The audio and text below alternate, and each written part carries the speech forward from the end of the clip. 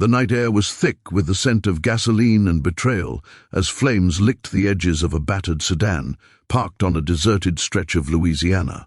Backroad inside, bound with zip ties that cut into her wrists, sat Aisha Iron Fist Jackson, her dark eyes blazing not with fear but with a fury that could scorch the earth. The two cops who dragged her from her home, laughing as they doused her car with fuel, had no idea they'd just lit a fuse on a legend. They thought they were silencing a troublemaker, a black woman who dared to speak out against their corruption.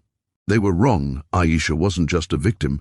She was a former underground fighting champion, a ghost from the bare-knuckle rings of New Orleans.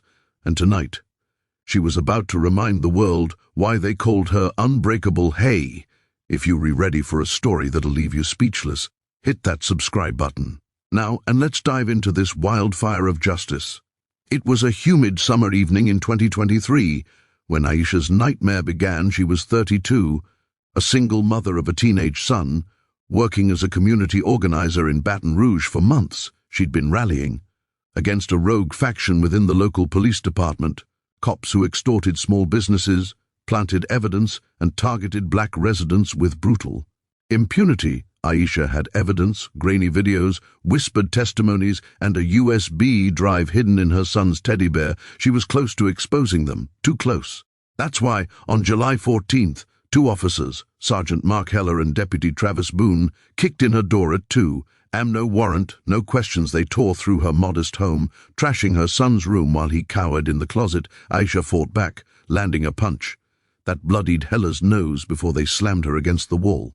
"You're done talking," Heller snarled, zip-tying her wrists so tight her fingers went numb. They dragged her to her own car, a 2008 Honda Civic, and drove her 20 miles out of town to a swampy nowhere where the only witnesses were cicadas and Moonlight. Heller and Boone were cocky, sloppy with power. They'd done this before. Intimidation runs to scare activists into silence, but Aisha, they didn't know. Her past 10 years ago, she'd been a phenom in the underground fight circuit, a 5 feet 6 inches dynamo who'd knock out men twice her size with a single, perfectly timed hook. She'd walked away from the ring after her mother's death, vowing to protect her community with words, not fists. But as the cops laughed, splashing gasoline over her car, something primal stirred in her. Boone flicked a cigarette lighter, the flame dancing in his hand. "Any last words?" "Troublemaker," he taunted. Aisha's voice was low. "Steady, you're gonna regret this." Heller shoved her into the back seat, the zip ties binding her ankles now. The doors locked from the outside. Boone tossed the lighter. The car erupted in a roar of fire, the heat instant and suffocating. The cops stepped back, watching their work, certain they'd erased their problem. They didn't see Aisha's fingers, slick with sweat, working the zip ties against the jagged edge of the backseat armrest. The flames climbed, smoke choking the air. Aisha's lungs burned, but her mind was razor-sharp. She'd trained for pain for moments. When the world tried to break her, the armrest's metal edge sliced through the plastic ties on her wrists, a trick she'd learned in the ring to escape illegal holds. Her ankles were tougher, the ties thicker, but the fire was motivation. She kicked, twisted, and felt the plastic snap. The car was an inferno, now windows glowing orange. She grabbed the USB drive from her pocket, miraculously intact, and tucked it into her bra. The door handle was scalding, but she yanked it, tumbling onto the gravel as flames roared behind her.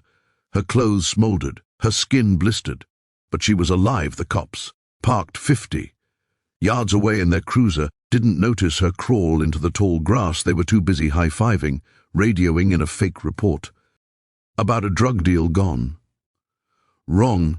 Aisha's heart pounded, not with panic, but with purpose. She wasn't just escaping, she was hunting.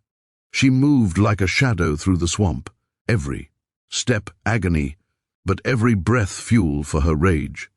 Aisha knew these back roads. She had grown up fishing in these bayous. With her daddy she circled wide, staying low, until she was behind the cruiser. Heller and Boone were inside, passing a flask. Gloating, Aisha's burns screamed, but her fists remembered their old rhythm. She found a rusted crowbar in the ditch, discarded maybe from some long-ago wreck. It was heavy, perfect. She crept to the cruiser's blind spot, her Silhouette swallowed by the night, Boone stepped out to take a leak.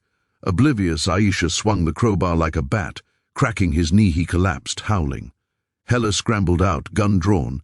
But Aisha was faster. She disarmed him with a move she'd perfected in 100 fights, twisting his wrist until the pistol hit the dirt. One punch to his jaw, and he was down. Out cold sirens wailed in the distance. Backup, maybe, or just coincidence Aisha didn't wait to find. Out she zip-tied the cops with their own restraints, gagging them with their own bandanas. She grabbed their radio and keys, then dragged the USB drive's evidence into the light hidden in the cruiser's dashcam. She found footage of her abduction. Proof of their crime. She hotwired their cruiser, a skill from her wilder teenage years, and sped toward Baton Rouge. Her son was safe with a neighbor, but Aisha's war wasn't over. She drove straight to the state police barracks, Burns and all, and slapped the USB and dashcam footage on the desk of a stunned lieutenant. Arrest Hella and Boone, she demanded. They tried to kill me. The fallout was seismic. By morning, the story broke. Woman survives fiery police attack, brings down corrupt cops. Aisha's evidence exposed a network of dirty officers, extortion rackets, planted drugs, even a murder cover-up. Hella and Boone were arrested. Along with 3 others, the FBI swooped in, and the department was gutted. Aisha's burns landed her in the hospital for weeks, her body scarred but her spirit untouched. Her son, Jamal, never left her side, holding her hand as she told him, "We don't break, baby.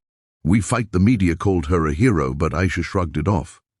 "I'm just a mom who got mad," she said in a viral interview, her voice raw but unbreakable. The twists didn't stop during the trial.